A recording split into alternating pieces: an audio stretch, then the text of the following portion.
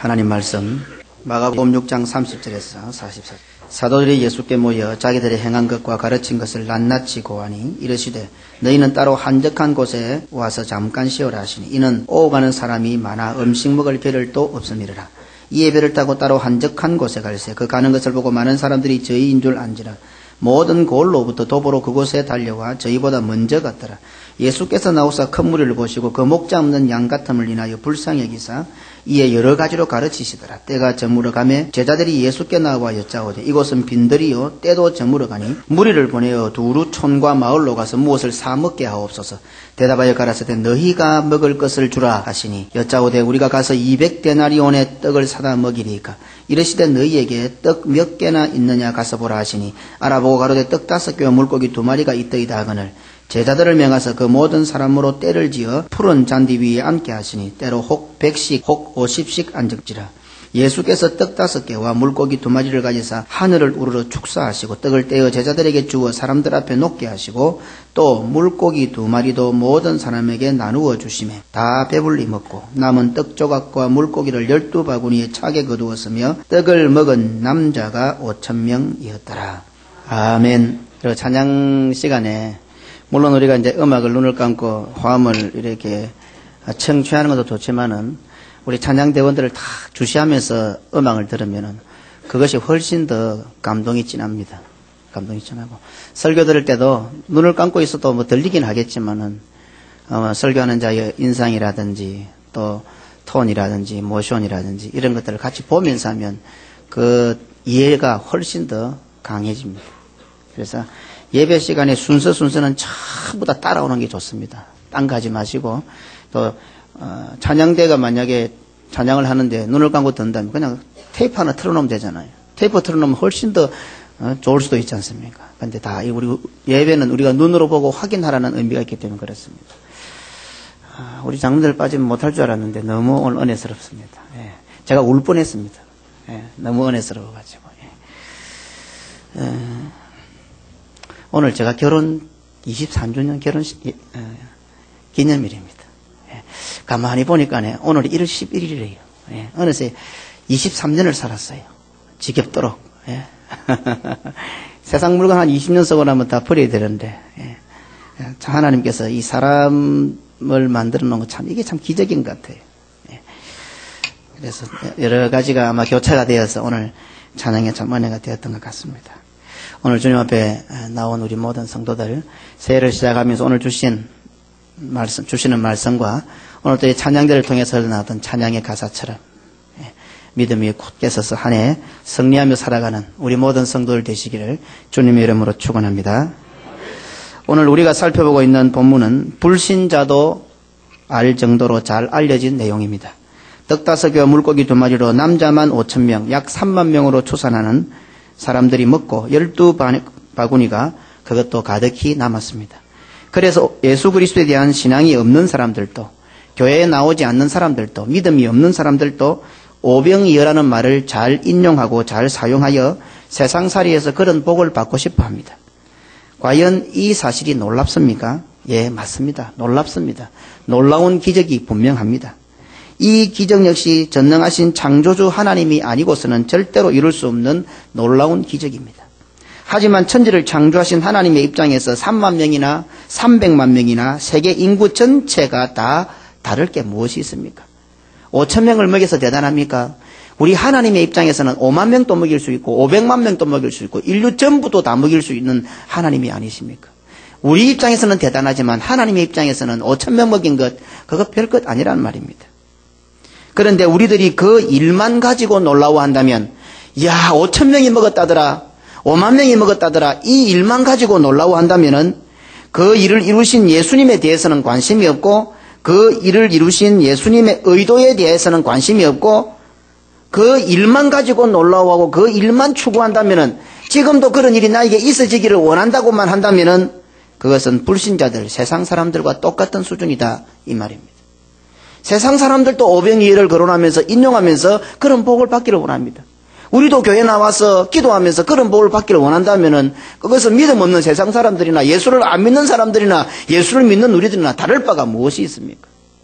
다시 말해서 성경을 읽고 입으로는 하나님, 예수님을 외치면서도 정작 결론은 믿음이 없는, 신앙이 없는 세상 사람들과 다를 바가 없는 결과를 가지고 있습니다.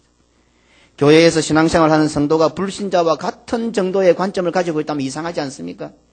오늘 이 자리에 예배 자리에 앉아 있으면서도 의외로 세상 사람들과 비슷한 정도의 수준을 가지고 앉아 있단 말입니다. 세상 사람들도 오병이어의 축복을 받기를 원합니다. 우리들도 마찬가지입니다. 다를 바가 무엇이 있습니까? 그러나 우리가 한 가지 알아야 됩니다. 세상 사람들은 그러한 관점에서 끝나지만 우리는 그런 관점에서 끝나는 것이 아니라 불신앙의 태도로 돌변하게 된다는 사실을 기억해야 합니다. 이론적으로는 그럴듯한데 불신앙이 되어버립니다. 그 사실이. 마가복음 7장 6절에 가라사대 이사야가 너희 외식하는 자에 대하여 잘 예언하였도다. 기록하였으되 이 백성이 입술로는 나를 존경하되 마음은 내게서 멀도다. 차라리 하나님을 모르는 사람들은 하나님을 부르짖지 않고 그냥 오병이의 역사가 일어났으면 좋겠다. 그런 은혜와 축복이 있으면 좋겠다라고 생각하지만 우리는 하나님 외치면서도 하나님께는 관심이 없고 그 기적에만 관심이 있으니 너희들이 입으로는 하나님 하지만 마음은 멀어져 있구나. 이렇게 주님께서 책망하시는 불신앙의 나락으로 떨어진다 이 말입니다. 다시 말해서 그 기적을 통하여 나타내시고자 하시는 하나님의 의도가 무엇인지조차 모르고 아니 하나님의 의도에는 관심이 전혀 없고 눈에 보이는 기적만을 가지고 난리를 떤다면 그것은 신앙과 믿음과는 전혀 상관이 없습니다. 그것을 누리고 있다 하더라도 그것은 믿음 아닙니다. 세상 사람들도 재수가 좋고 운이 좋아서 로또가 당첨되는데요. 만약 풍랑이 이는 바다가 잠잠해졌다고 하십시다. 예수님께서 나타나셔서 바다야 잠잠하라 해서 바다가 딱 잠잠해졌다고 하십시다. 믿음이 있는 사람만 놀라겠습니까? 이 말입니다. 예수님 모르는 사람도 믿음이 없는 사람도 놀랄 수 있다 이 말입니다. 그것은. 일어난 어떤 현상만을 가지고 말하는 것은 신자나 불신자나 다 할 수 있는 겁니다. 적어도 신자라고 한다면, 적어도 예수 믿는 사람이라고 한다면 일어나는 현상, 기적만 추구할 것이 아니라 기적만 가지고 말할 것이 아니라 그 기적과 그 현상의 진정한 의미, 왜 예수님께서 이런 기적을 일으켰을까? 그 기적의 의미를 알아야 하고 이 기적을 통해서 예수님께서 우리에게 하시고자 하는 말씀이 무엇일까? 그것을 깨달아야 한다 이 말입니다. 기적 자체만을 가지고 탐복하고 놀라고 감동받는다고 한다면 그것은 오히려 신앙이 아니라 잘못된 신앙이 될 수 있다 이 말입니다. 그런데도 오늘날 성도들의 많은 잘못 중 하나가 바로 그러한 기적들이 신앙의 최고인 줄 알고 또 그러한 것을 체험하려고 노력하고 혹여 어떤 사람이 그런 흉내라도 낸다고 하면은 그를 매우 신앙 좋은 사람으로 여기고 자신도 그렇게 생각하고 타인도 그렇게 생각한다는 겁니다. 예를 들어 보십시다. 부모가 자식에게 매를 댑니다. 그래서 자식들은 어떻습니까? 매 자체만 보면 부모가 무섭습니다. 실제로 부모를 잘 이해하지 못하는 자녀들은 얻어맞는 것 때문에 매를 맞는 것 때문에 부모에게 원망을 가지게 되고 나도 언젠가는 매를 들게 될 때가 오면 두고 보자. 네 늙고 내가 나중에 힘이 있어지면 보자. 이런 반항적인 심리를 가지고 탈선하는 애들이 참 많습니다. 그래서 우리 기독교 성도들의 부모들도 기도하고 잘 자녀들을 키워야 됩니다. 초다를 아끼지 말고 매를 치되 가슴으로 치십시오. 말씀으로 쳐라 이 말입니다. 안아주고 애들이 이해할 수 있도록 쳐란 말입니다. 자기 감정에 북 빠져서 너는 이것도 못해 이게 아니고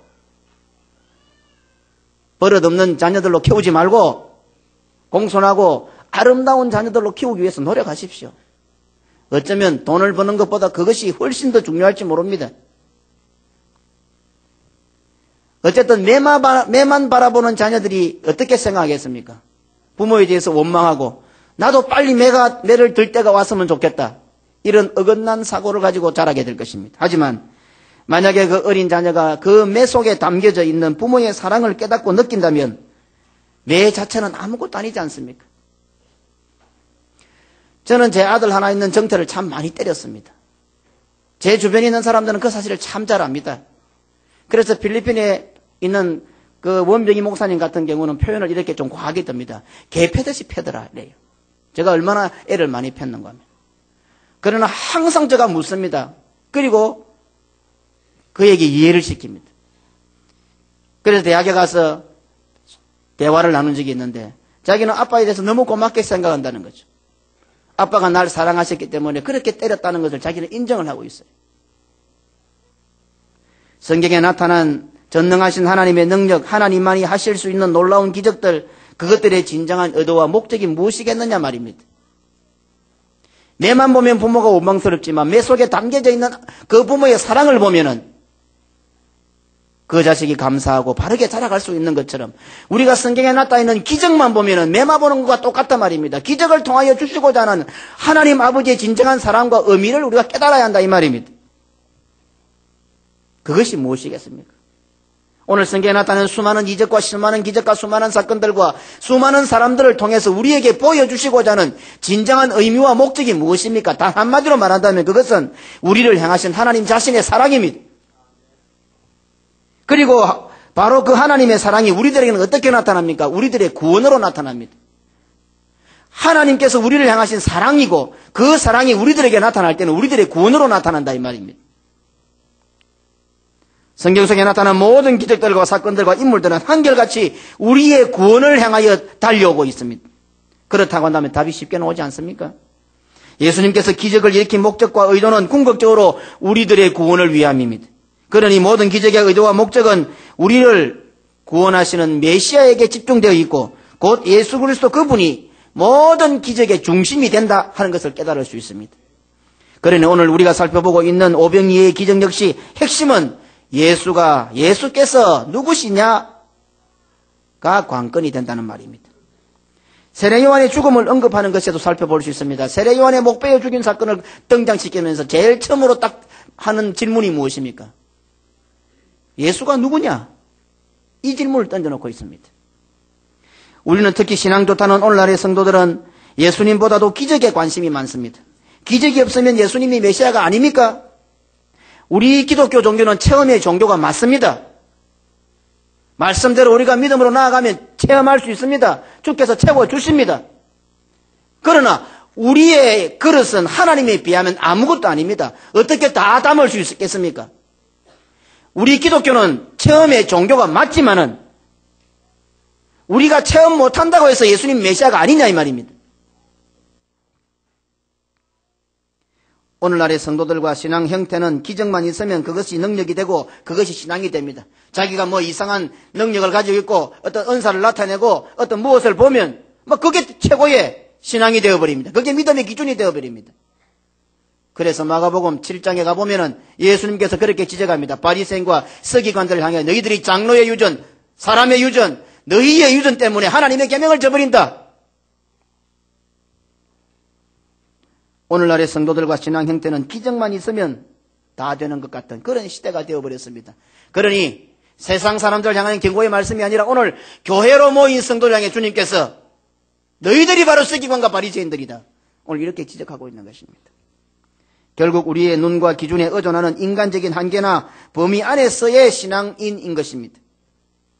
아니 우리 성도는 인간적인 한계에서 머물지 않고 결국에는 하나님의 말씀을 대적하는 자리까지 나아갑니다. 왜? 내가 가지고 있는 그 경험, 내가 가지고 있는 기준 그것이 성경은 모르고 성경보다 더 위에 있으니까 결국 우리가 하나님을 평가하게 되는 것입니다. 에덴 동산의 범죄로 다시 나아가게 되는 겁니다.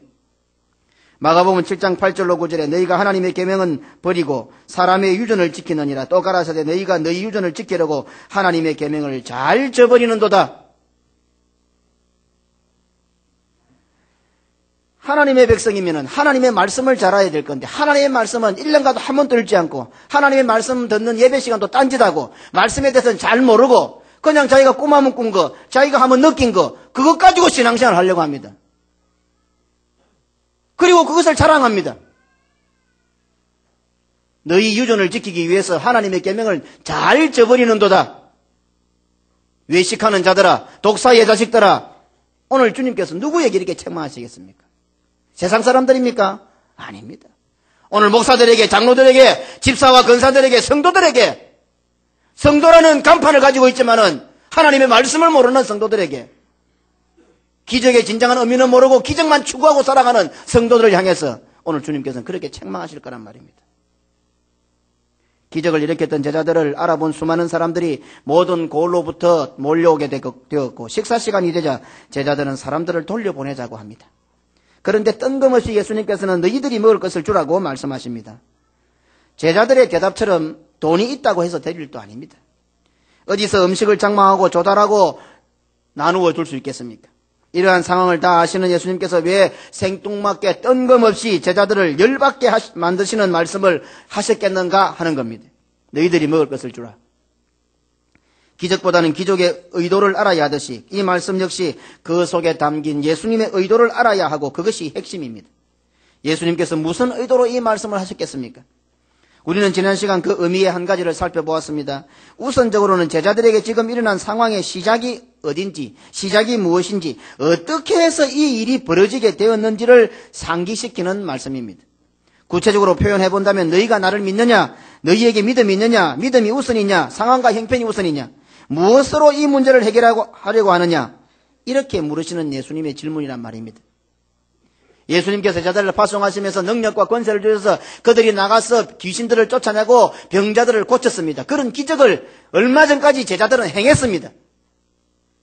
만약에 그와 같은 믿음을 가지고 있었다면 이런 예수님의 질문에 믿음의 관점을 가지고 대답을 하려고 했을 것입니다. 그런 시도가 있었을 것입니다.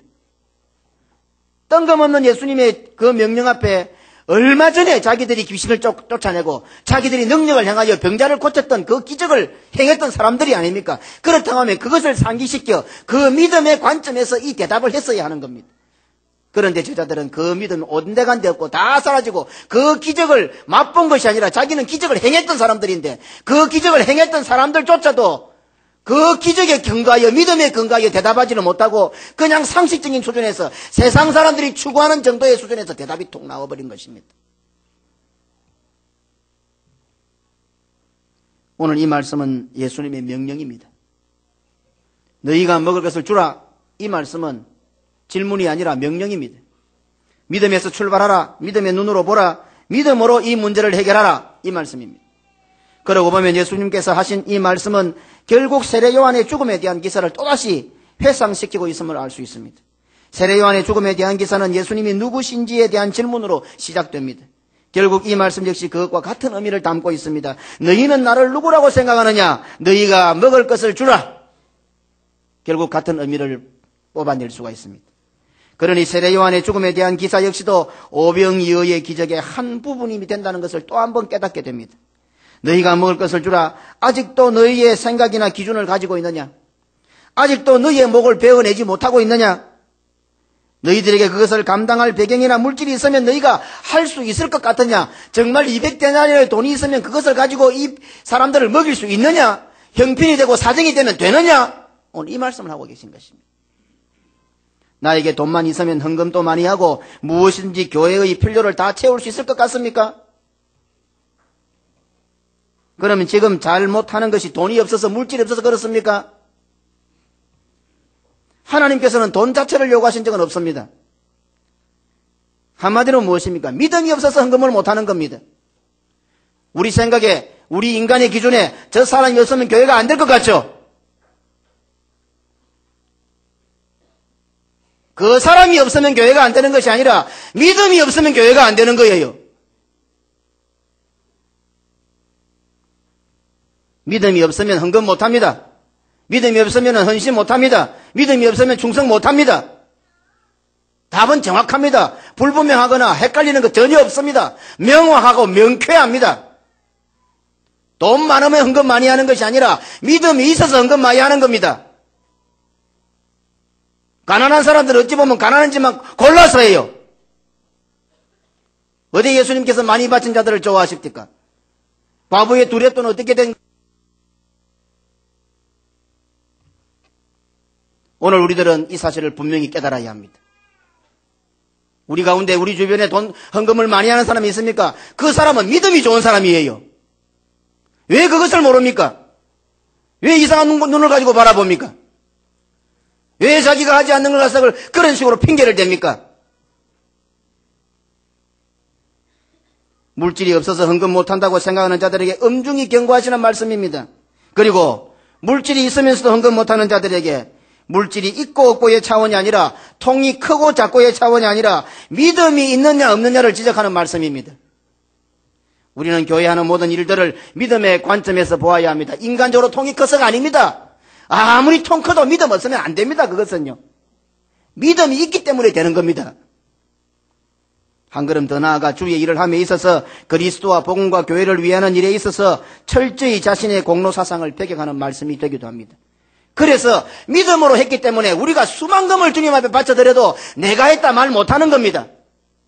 적게 하든 많이 하든 모든 것이 하나님의 은혜로 믿음으로 되어졌기 때문에 하나님 앞에서 내가 했습니다 이 말 못하게 되는 겁니다. 이것이 신앙의 원리입니다. 우리가 예수 그리스도를 구주로 믿어 구원 얻은 것은 물론이거니와 하나님의 백성으로 살아가는 모든 것, 주어진 사명을 잘 감당할 수 있는 것, 어느 것 하나도 주의 은혜가 아닌 것이 없습니다.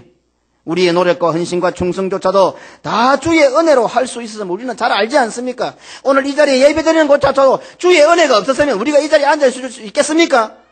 1000번이고 10,000번이고 이 자리를 떠나가고 믿음의 자리를 떠나가고 복음의 자리를 떠나갈 수 있는 그런 형편과 처지가 얼마나 많았습니까? 예수 안 믿어야 될 상황들이 얼마나 많았습니까? 교회에 안 나와야 될 상황들이 얼마나 많았습니까? 어떤 때는 마음이 상하고 속이 상해서 삐껴서 패 돌아서서 집으로 가는 꼴을 보면은 다시는 그 사람 교회 안 올 것 같아요. 그래도 그 다음날 새벽이 되면은 주여 하고 또 교회로 나옵니다. 저는 그런 거 보면 성도들이 참 신앙이 좋은 것 같아요. 저는 그 정도 삐끼면 교회 안 옵니다. 생겨본 거 보면 더럽게 안 생겼습니다. 성질 더럽게 생겼죠. 저는 그렇게 속상하고 그렇게 삐껴버렸으면 교회 안 올 것 같아요. 그런데 성도들은요 그렇게 하고도 치마 획 감고 말이야 막 찬바람 생생 부르고 싹 갔다가도 그 다음날 되면 뭐 이런 주의 은혜로 하고 또 나온다 이거지요. 자, 그런 거 보면 성도들이 신앙이 좋아요. 성도들이 신앙이 좋다고 봐도 참 하나님의 은혜가 크지요. 그러니 오늘 우리가 이 자리에 앉아있다는 것 하나에서 열까지 주의 은혜가 아닌 것이 어디 있습니까?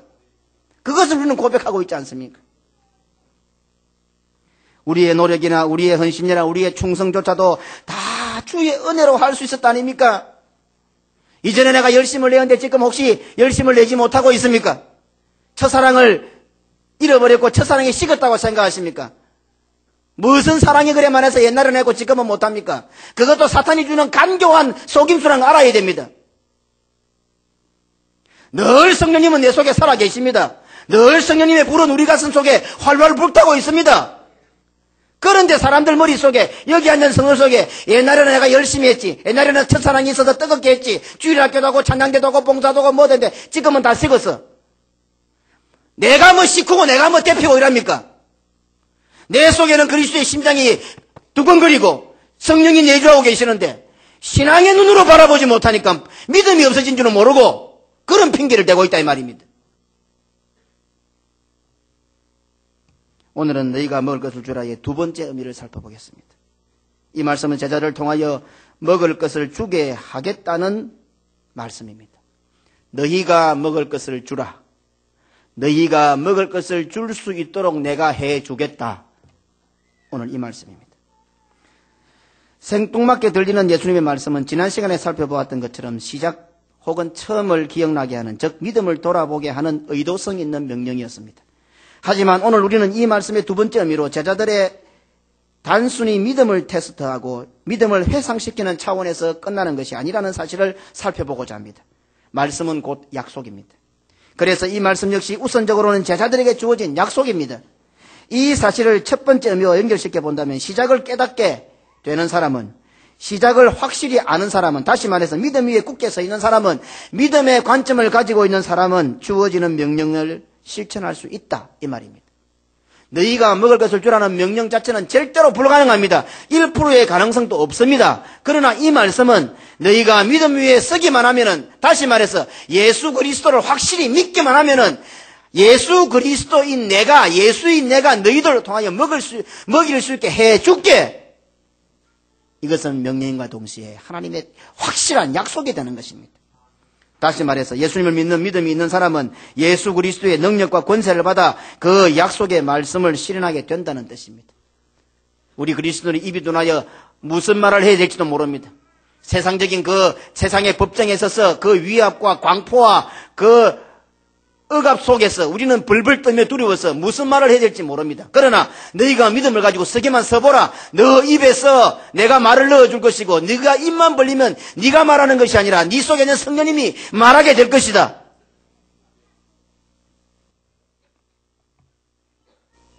여기서 우리는 일반적으로 쉽게 가질 수 있는 신앙생활의 궁금증 하나를 다시 찾아보십시다. 너희가 먹을 것을 주라고 말씀하시면서 전적인 하나님의 은혜에 조금이지만은 상충되는 듯한 의미를 주는 말씀이 주어지고 있습니다. 너희에게 떡 몇 개나 있느냐 가서 보라. 전부 다가 하나님의 은혜인데 이 말씀은 뭔가 모르게 우리의 그 무엇이 필요한 것처럼 느껴지는 그런 부분입니다. 우리에게 있는 떡이 있어야 그것을 근거로 해서 예수님의 능력이 나타났다는 사실이 모든 것이 전적인 하나님의 은혜라는 사실에 부분적으로 혼동과 혼선을 주는 것입니다. 또 그렇게 여겨지죠. 열왕기하 4장 2절에 우리 같이 한번 읽어볼까요? 같이 읽겠습니다.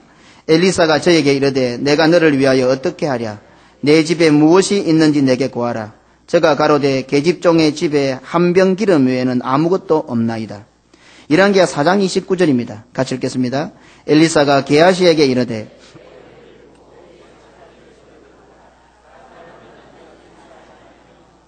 사람이 내게 인사할지라도 대답하지 말고 내 지팡이를 그 아이 얼굴에 놓으라. 한 병 기름이 엘리사의 지팡이가 혹은 떡 5개와 물고기 2마리가 놀라운 기적에 있어서 어떤 의미가 되겠습니까? 홍해를 향하여 들려진 모세의 지팡이가 무슨 능력과 의미가 있습니까? 잘 보십시다. 너희가 먹을 것을 주라고 말씀하셔놓고는 너희에게 무엇이 있는지 살펴보라고 했습니다. 그래서 떡 5개와 보리떡 2마리를 물고기 2마리를 가져왔습니다. 그리고 어린아이를 살리면서 엘리사의 지팡이가 사용됩니다. 홍해를 가르면서 모세의 지팡이가 사용됩니다. 전적인 하나님의 은혜인데 우리의 그 무엇이 없으면 꼭 안 될 것 같습니다. 이것이 우리에게 혼동을 줄 수가 있단 말입니다.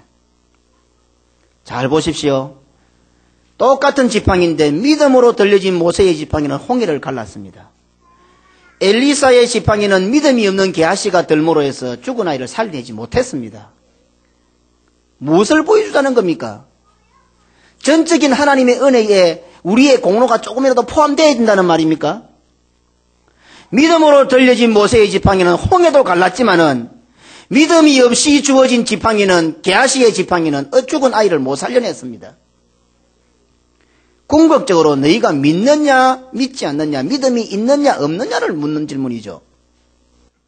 비록 우리들에게 한 병 기름밖에 없을지라도 지팡이나 막대기 하나밖에 없을지라도 예수 그리스도를 구주로 믿는 믿음이 확실히 있다면 예수님이 나의 메시아이시고 나를 구원하신 분이시고 예수님 그분이 창조주이심을 믿는 믿음이 확실히 있다고 한다면 그것 가지고 하나님의 능력을 나타낼 수 있다 하는 것을 보여주는 것입니다. 이것은 전적인 하나님의 은혜와 우리의 조그마한 공로와 대치되는 것 아니다 말입니다. 엘리사의 이적이나 오병이의 이적에 있어서 상황과 형편은 어떠합니까? 단 1%라도 가능성이 있습니까? 떡 50개와 물고기 20마리가 있으면 오병이의 기적이 10배로 일어납니까? 우리가 갖다 바친 보리떡 5개와 물고기 2마리 그것이 꼭 있어야 될 것 같습니까? 그러면 떡 50개하고 물고기 10마리를 20마리를 갖다 드리면 오병이어가 10배로 나타나겠습니까? 그것을 가리키는 말씀입니까? 그러니 떡 5개와 물고기 2마리, 한 병의 기름, 엘리사의 지팡이 등 이거와 같은 것들은 우리들의 신앙생활에 혼돈과 혼선을 주는 것이 아닙니다. 전적인 하나님의 은혜에 금이 가게 하는 것 전혀 아닙니다. 무엇입니까? 하나님의 기적이 나타나는 데 있어서 비록 하찮은 것일지라도 우리의 그 무엇이 선행되어야 하지 않겠는가 하는 그러한 의문의 이유가 전혀 되지 않습니다. 이와 같은 오히려 모든 것이 전적인 하나님의 은혜라는 사실을 더 부각시키고 하나님을 전적으로 믿어야 한다는 믿음에 강조를 두고 있는 것입니다. 형편과 상황의 문제가 아님을 깨닫게 합니다. 아니, 형편과 상황은 불가능하다는 것을 깨닫게 합니다. 우리가 떡 5개와 물고기 2마리 가지고 지금 3만 명 앞에 들어섰습니다. 야, 우리의 그 무엇이 주어졌으니까 이거 되겠다. 이렇게 생각하는 천치바보가 어디 있겠어요? 아예 아무것도 없으면 차라리 하늘에서 만나가 몇 줄 떨어지면 더 낫잖아요. 그런데 떡 5개 물고기 2마리를 들고 3만 명 앞에 떡 섰다고 가정하십시다. 야, 내가 뭘 바쳤으니까 이거 하고 뭐 되겠지. 이렇게 생각하는 논리가 맞습니까? 오늘 우리가 주님 앞에 헌금을 드립니다. 봉사합니다. 헌신하며 충성합니다. 예, 맞습니다. 우리는 연약하고 부족합니다. 잘 모릅니다. 깨닫지 못합니다. 그런 것 때문에 주 앞에 충성하지 않는 이유가 돼서는 안 된단 말입니다.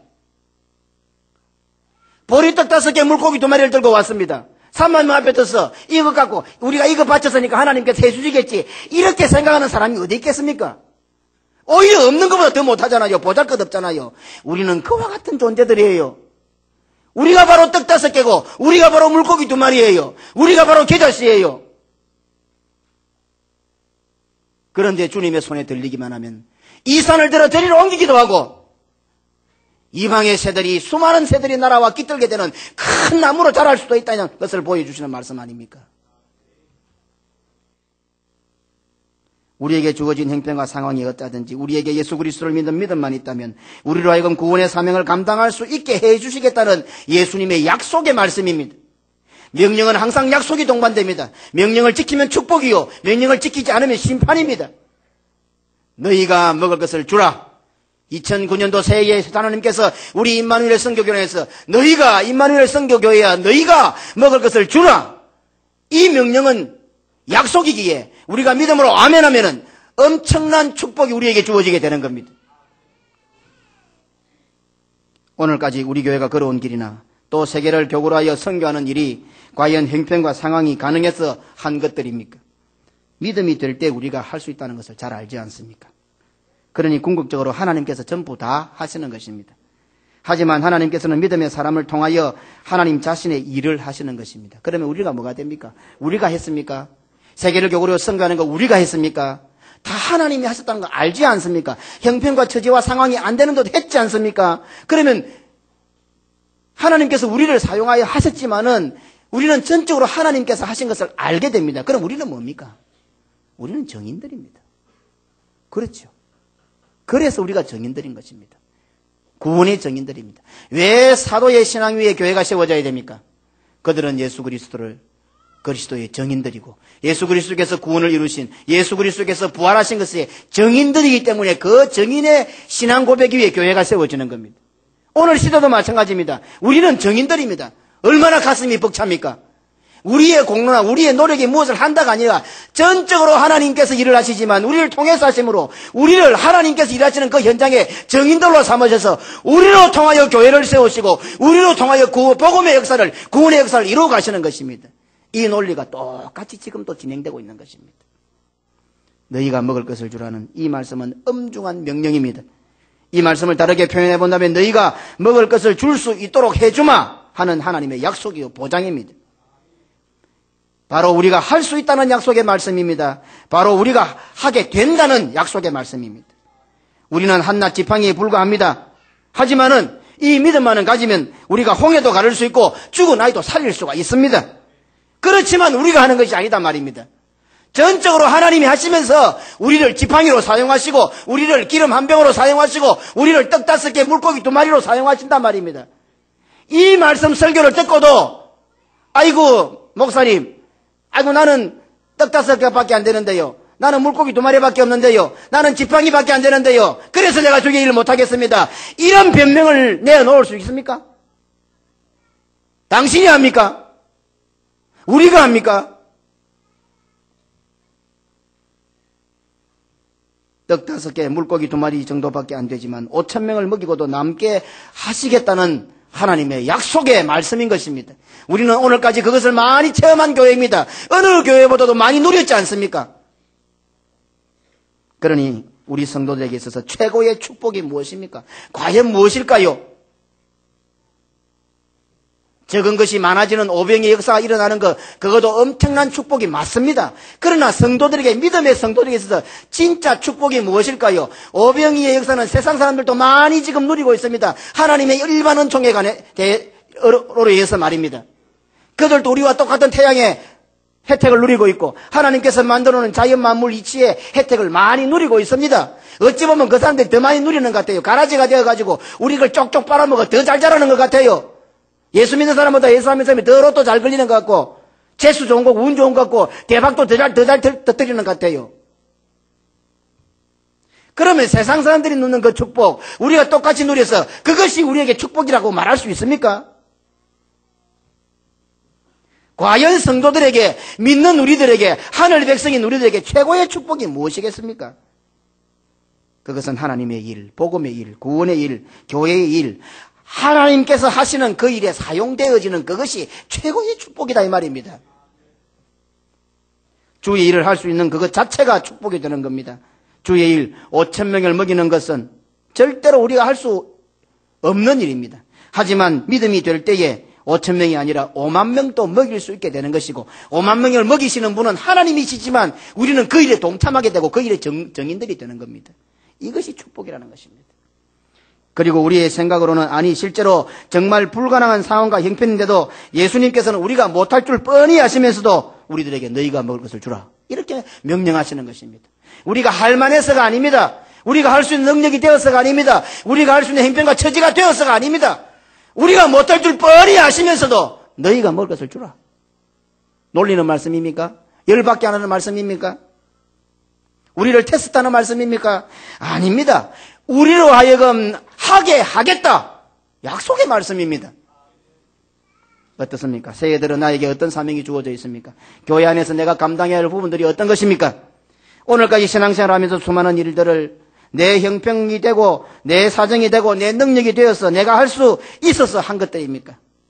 그것을 뻔히 알면서도 왜 우리는 매년마다 교회에서 사명이 주어질 때마다 마치 내가 일했던 것처럼 마치 나 자신이 뭐 열심히 있어서 뜨거움이 있어서 일해왔던 것처럼 나 스스로 일할 수 있는 것처럼 내 형편과 내 사정과 내 여건과 내 입장에 내 능력에 따라 이 핑계 저 핑계를 대고 있느냐 이 말입니다.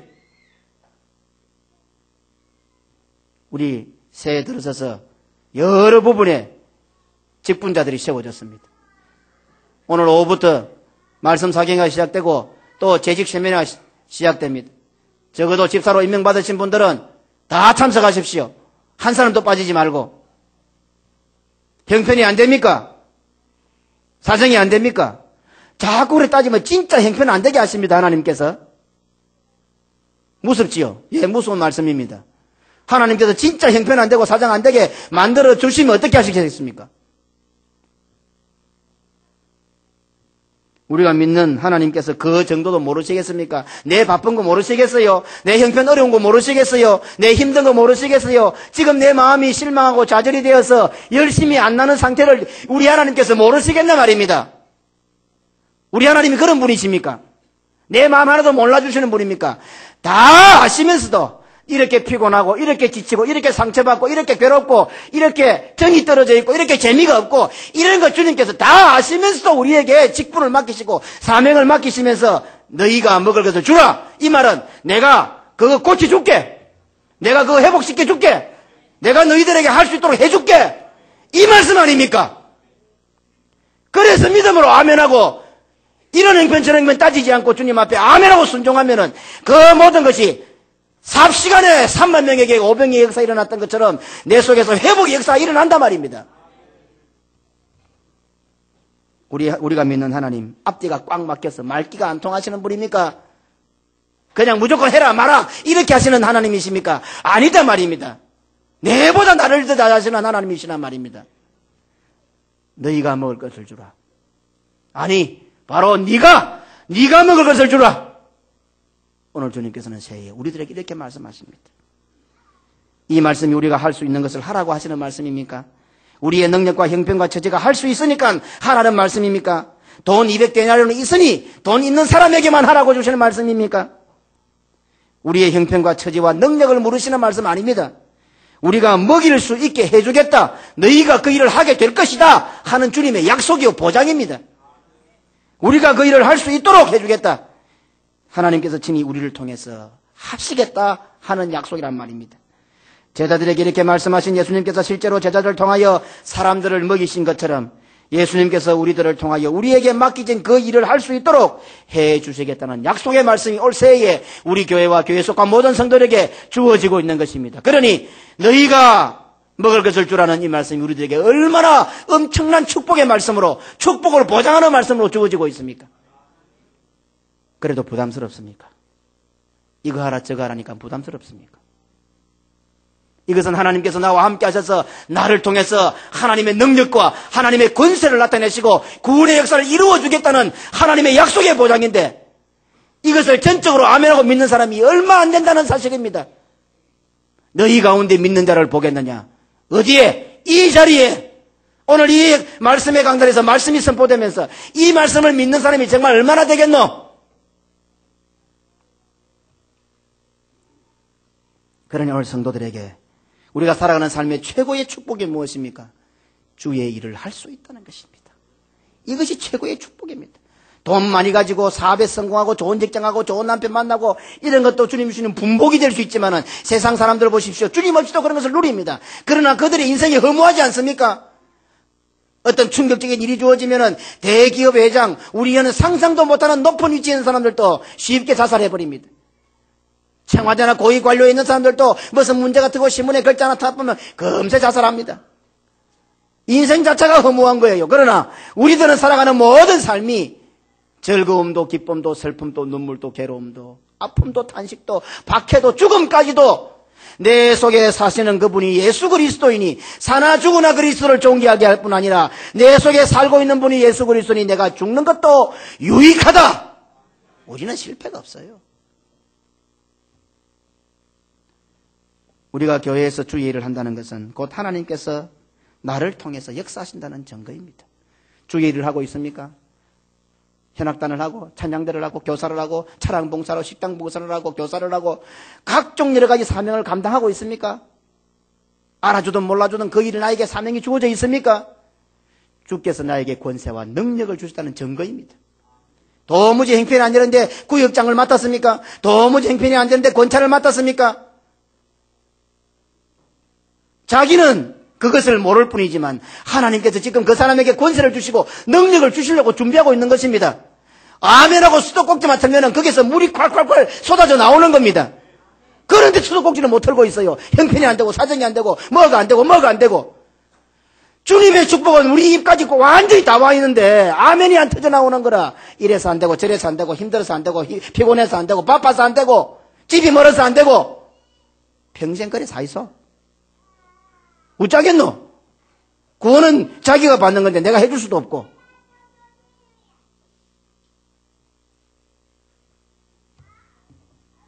하나님께서 나와 함께 계신다는 확실한 증거가 무엇입니까? 무엇이 하나님께서 나와 함께 하시는 확실한 증거가 됩니까? 몸에 이상한 기운이 막 감돌고 몸이 부부 떨리고 어떤 집회에 참석하니까 뭐 이상하게 뭐 느낌이 확 오고 어떤 목회자 목사님의 설교를 통해 들으니까 전기가 지릿 오고 전율이 오고 내 마음에 있던 것들이 싹 다 드러나는 것 같고 꿈을 꾸니까 너무 정확하게 나타나고 그래서 하나님께서 나와 함께 계시는 것 같습니까? 가장 하나님이 나와 함께 계시는 확실한 증거가 무엇입니까? 내가 지금 주의 몸된 교회에서 주의 일을 하고 있는 그것이 하나님께서 나와 함께 하시는 최고의 증거입니다. 주의 일을 하는데 즐겁습니까? 그 사람은 분명히 하나님께서 함께 하시는 사람입니다. 주님의 능력과 권세가 함께 하기 때문에 주의 일을 할 수 있는 거예요. 그것만큼 확실한 증거가 어디 있어요? 자기가 누리면서도 그 비싼 티크나무 90% 원산지가 미얀마 사람들 아닙니까? 우리나라는 티크 그게 비싸니까 대패처럼 얇게 오려가지고 일반 농에다가 풀로 붙입니다. 탁 붙여. 그래갖고 팔 때는 티크 농이라고 팝니다. 그렇지요? 그런데 미얀마 가면은 나무 전부가 티크예요. 이 통나무도 다 티크라고요. 포장마차 가보면 포장마차에서 앉아서 국수 먹고 이런 그 나무도 어달도 이렇게 해놓은 다 티크 나무들이라. 왜? 티크 나무 원산지니까. 그런데 그 나라는 뭐가 없습니까? 공산품이 없어요. 그러니까 잘한다는 게 뭘 잘하는 겁니까? 그 티크 나무 위에다가 얼룩달룩한 플라스틱을 쫙 붙여놨어요. 기가 차지요. 그 수백만 원은 티크 나무 위에다가 그 나라는 플라스틱이 없으니까 얼룩달룩한 플라스틱을 재수 있게 돈을 구해서 그다 탁 붙여놓으면 그 집은 장사가 잘 되는 거라. 그 플라스틱 보고.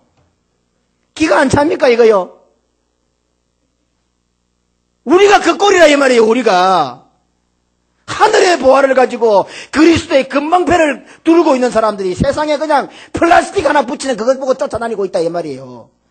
우리가 주의 교회에서 기도하고 주의 교회에서 말씀 듣고 주의 교회에서 봉사하고 충성하는 것 하나님께서 나와 함께 하시는 최고의 증거인데 그것을 누리는 사람들이 어디 이상한 데 쫓아다니고 뭐 하고 뭐 보고 뭐 한다고 하루에 20시간 꿈을 꿔도 그 사람은 틀린 신앙이에요. 이 교회가 재미있고 이 교회에서 봉사하는 게 즐겁고 충성하고 그것이 하나님께서 나와 함께 하시는 하나님의 권세와 능력이 나에게 주어졌다는 확실한 증거가 된단 말입니다. 이렇게 해도 흔들리는 사람이 있으면 안 되지. 그 사람은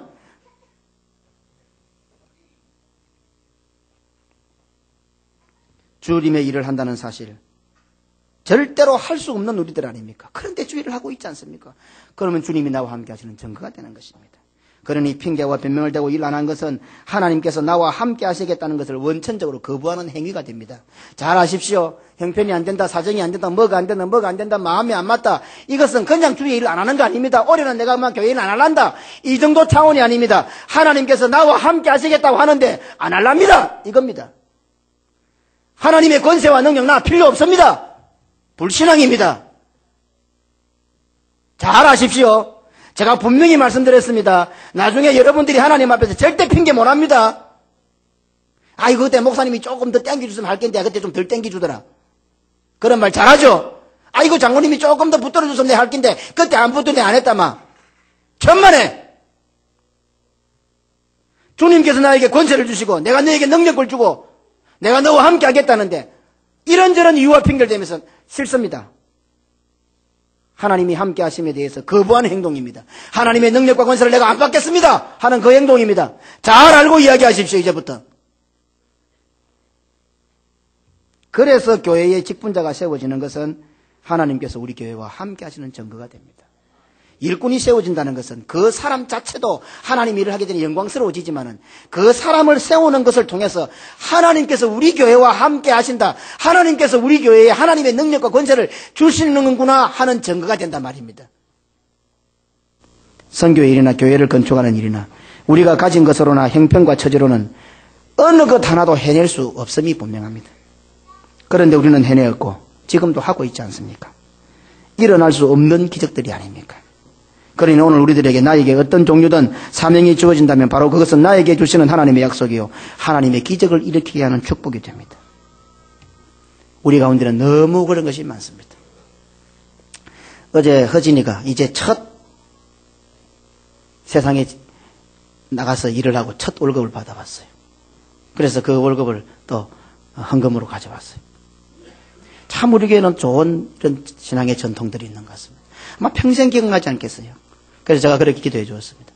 이것이 첫 월급 바치는 걸 끝내지 말고 하나님께 바치는 것의 시작과 출발이 되게 해달라. 제가 그렇게 기도해 주었어요. 어떻습니까? 하나님께서 하게 하신 것 아닙니까? 우리가 머리가 잘 안 돌아갑니까? 우리가 약삭 빠르지가 않습니까? 우리가 계산이 안 되는 사람들입니까? 돈이 안 아까운 사람들입니까? 우리 자녀들이 나가서 첫 한 달 월급 받았는 거 그대로 다 들고 와서 하나님 바쳐드립니다. 이제 갓 결혼해서 자기 빚도 많은 사람이 하나님 앞에 이런저런 해서 헌금을 갖다 냅니다. 직장 다니는 사람들이 교회 시스템을 위해서 올겐을 위해서 그냥 주님 앞에 감사함으로 바쳐드립니다.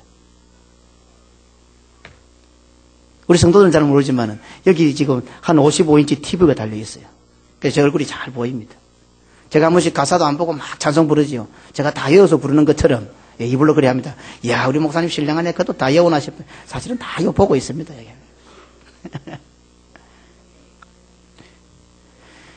이런 것들이 다 믿음에 근거하여 하나님께서 하게 하신 것들 아닙니까? 이것이 우리에게 주어진 축복입니다. 2차 세계대전 이후 가장 어렵다고 하는 새해가 되었습니다. 모두가 긴장하고 불안하고 걱정해하는 새해입니다.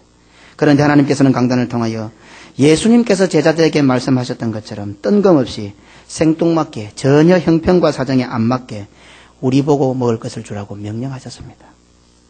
우리가 처한 형편을 모르시고 주시는 말씀입니까? 아니면 우리에게 주시는 진정한 축복의 말씀입니까? 믿음 위에서 믿음으로 이 말씀을 받을 때는 우리가 반드시 먹일 수 있도록 해 주시겠다는 약속의 말씀으로 축복의 말씀으로 받을 수가 있습니다. 하지만 믿음 위에 있지 못할 때에 불신앙으로 받을 때는 그 축복의 말씀이 부담스러운 말씀이 되고 우리의 열을 받게 하고 화를 돋구게 하는 말씀이 되고 열을 받아 불신의 나락으로 떨어지게 되는 말씀이 됩니다. 그러니 하나님의 말씀은 곧 명령입니다. 하나님의 명령은 약속을 동반합니다. 믿음으로 말씀을 받고 그 말씀에 아멘하고 순종하면 그 말씀이 약속이 되어 그 말씀이 나에게 성취되는 축복으로 주어지고 그 말씀이 성취되는 기적을 일으키게 됩니다. 하지만 반대로 불신앙으로 그 말씀을 배격하면 그 사명을 감당하지 못하는 정도에서 머물지 않고 명령에 순종하지 않는 불순종의 죄가 되어 말씀 속에 담겨진 그 약속에 반대되는 심판의 불이 우리의 머리 위로 떨어지게 되는 것입니다. 그러니 모든 하나님의 말씀은 구원과 심판이 함께 주어져 있음을 또다시 깨닫게 됩니다. 하면 좋고 복받고 하지 않으면 그만이고 본전인 것 절대로 아닙니다. 천국이 아니면 지옥입니다. 하늘 백성이 아니면 지옥 백성입니다.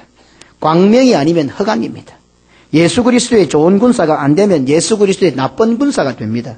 충신이 아니면 역적이 된단 말입니다. 오늘날까지 우리는 강단에서 선포되는 말씀을 이와 같이 주어지는 축복의 말씀을 우리의 입장과 형편과 처지와 사정에 맞추어서 얼마나 많이 싫어하고 발로 걷어차 버렸습니까? 그러면서 우리는 뭐라고 합니까? 예수 믿어도 별 수 없더라. 교회 가도 별 수 없더라. 첫날 만나러 와보십시오. 절에 가서 탑돌이 하는 거나 똑같이요. 회개해야 합니다. 우리의 형편과 처지, 이해력에 딱 맞게 해주시는 하나님의 말씀이라고 한다면 그 정도 수준에서 끝나버립니다. 우리는 늘 그렇게 삽니다. 어떻습니까? 이 강단에서는 우리의 이해력을 초월한 뜬금없는 생뚱맞은 열받게 하는 말씀이 시간마다 끊임없이 선포되어져야 합니다. 내 형편에 맞는 내 이해력에 맞는 정도의 말씀 같으면 그 정도의 축복에서 끝난단 말입니다. 그러니 생뚱맞은 말씀이 뜬금없는 말씀이 내 열받게 하는 말씀이 끊임없이 이 강단에서 선포되어질 때에 우리는 상상도 못하는 그것에 걸맞는 기적과 같은 축복을 일으키며 살아갈 수 있게 된다. 이 말이란 말입니다. 그러니 어떤 말씀이 이 강단에 선포되어야 되겠습니까? 내 마음에 딱 맞는 것, 내 형편과 사정에 딱 맞는 것, 내 이해력을 충족시킬 수 있는 것, 이 정도 말씀 같으면 그건 하나님 아니라도 저라도 충분히 해줄 수 있습니다. 그런데 이 하나님의 말씀의 강단에서 우리는 생뚱맞은 말씀이, 뜬금없는 말씀이, 열받게 하는 말씀이, 형편과 사정에 전혀 안 맞는 말씀이 시간마다 이 말씀, 이 강단에서 선포되어져야 되는 겁니다. 그러면 살아가는 우리의 삶에, 우리의 인생에도 그 말씀을 믿음으로 받아 이룰 수 있을 뿐 아니라 그것이 우리의 소원이 되고 우리의 기도 제목이 되어서 저 우리의 자녀들에 대해 가서는 우리보다 10배, 100배 이루게 됐다 이 말입니다.